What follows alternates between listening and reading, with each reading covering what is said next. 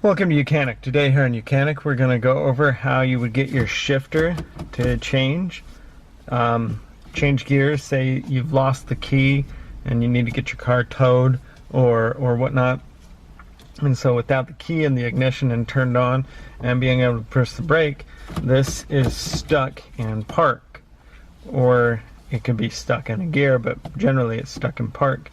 But they have a lot of times you have a little cap that covers this, and you can either use the key or a screwdriver, and this is, you push it down, and all you got to do is push pressure down on there, and then you can be able to switch your car into neutral for towing purposes, to get it onto a tow truck or whatnot.